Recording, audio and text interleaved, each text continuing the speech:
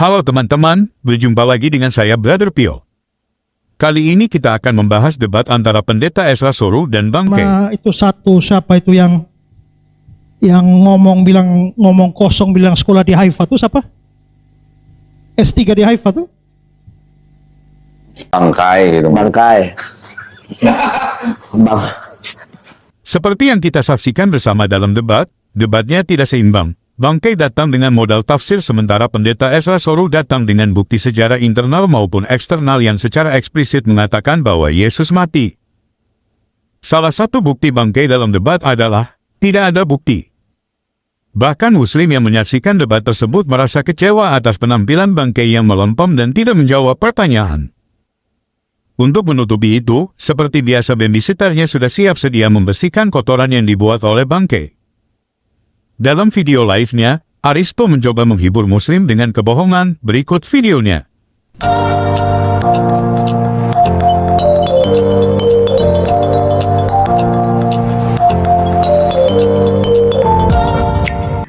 Bayangkan kalau kita lihat ya, faktanya. Ustadz Kainama datang bawa apa? Beliau duduk ya, tanpa ada handphone di tangan beliau. Karena saat debat ketika saya nonton, saya coba menghubungi beliau via telepon dan itu tidak aktif. Ustadz Kainama hanya datang membawa isi kepalanya untuk meladeni seorang Pendeta Ezra Soru dengan nama besarnya, ya, sebagai seorang pendeta. Seorang Kainama hanya datang membawa apa yang ada di kepalanya. Kemudian yang kedua, coba Anda perhatikan baik-baik. Ya. Pendeta Ezra Soru datang dengan siapa dan duduk dengan siapa? 2 lawan 1. Ya, 2 lawan 1. Kemudian di depan Pendeta Ezra Soru itu dilengkapi dengan perangkat komputer. Apa kalian tidak malu itu? Dan yang sedang dimainkan oleh Ustadz Kainama itu adalah sebuah strategi yang sebenarnya justru itu menjatuhkan Pendeta Ezra Soru dan menjatuhkan kekristenan. Itu orang bisa lihat. Nah, hal-hal yang seperti ini yang teman-teman tidak tahu apa sebenarnya. Gitu.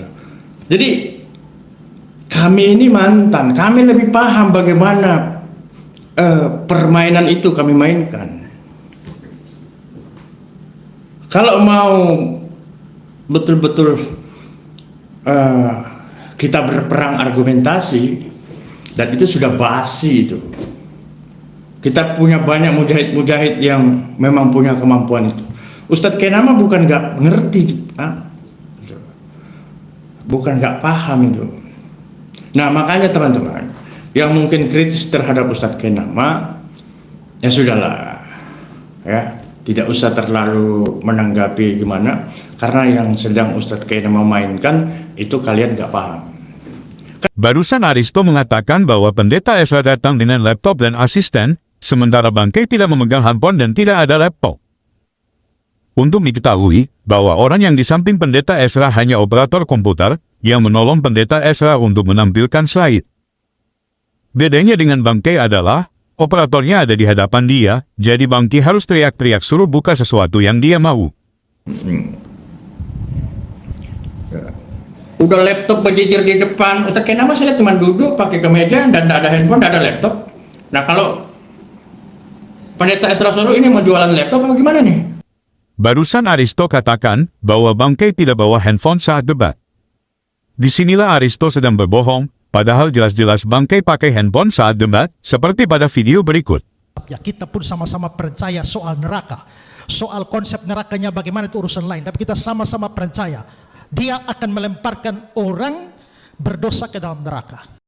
Beliau yang bikin apa? Kainama saya lihat cuma duduk pakai kemeja dan tidak ada handphone, tidak ada laptop.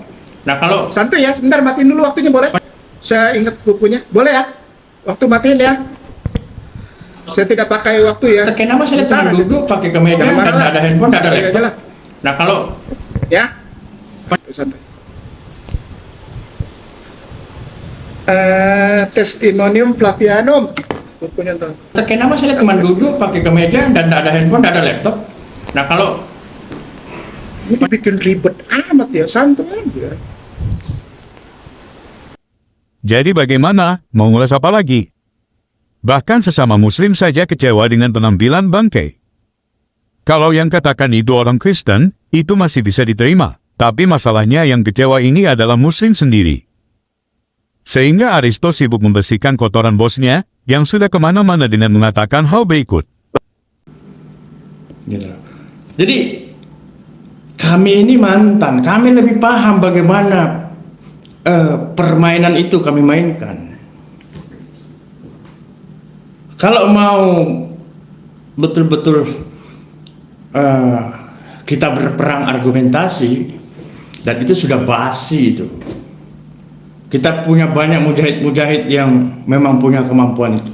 Ustadz Kenama bukan nggak ngerti, bukan nggak paham itu.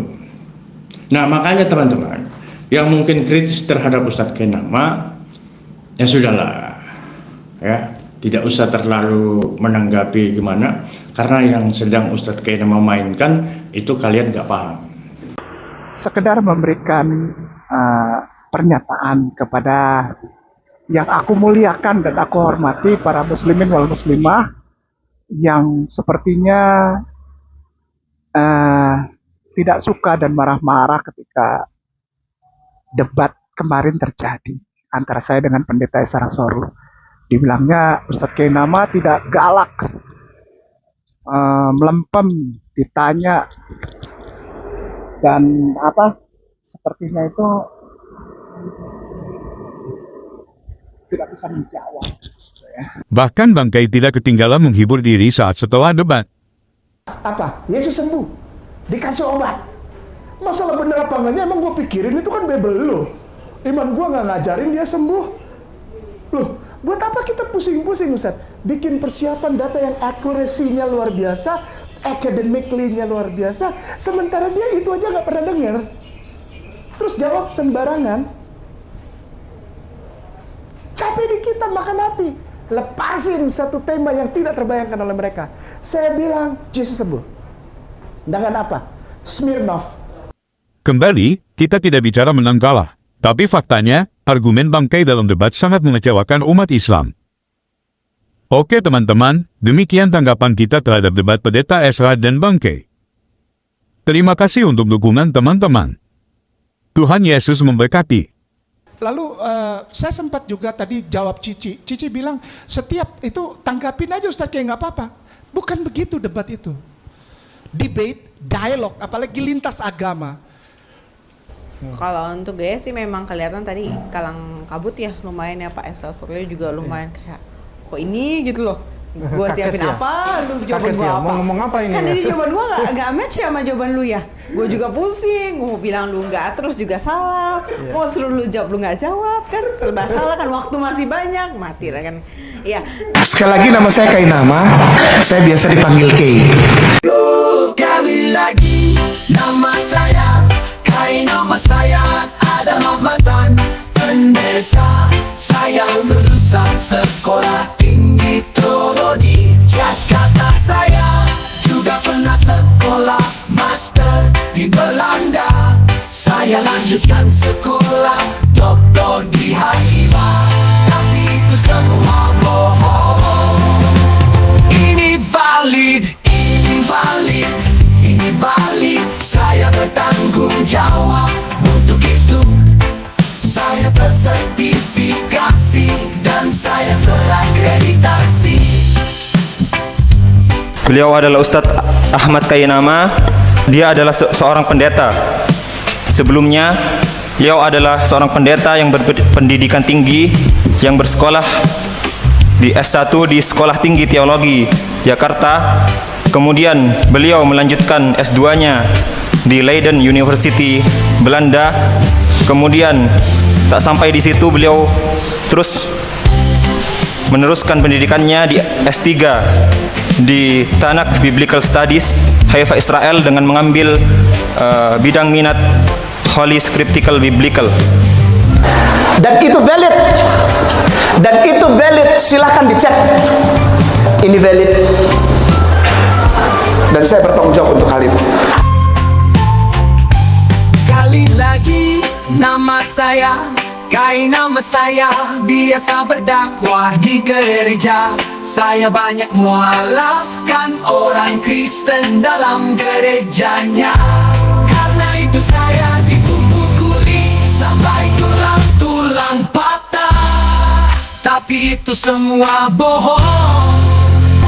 Ini valid, ini valid, ini valid. Saya bertanggung jawab untuk itu.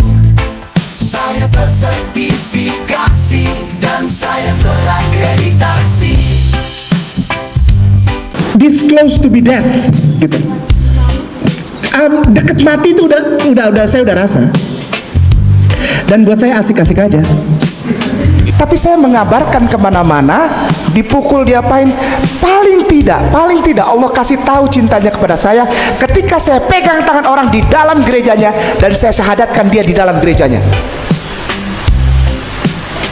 Alhamdulillah, Allah masih percaya sama orang hitam ini.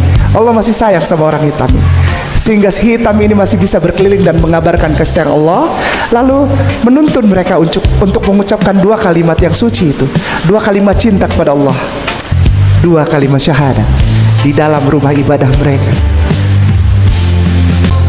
Ini valid, ini valid, ini valid. Saya bertanggung jawab untuk itu.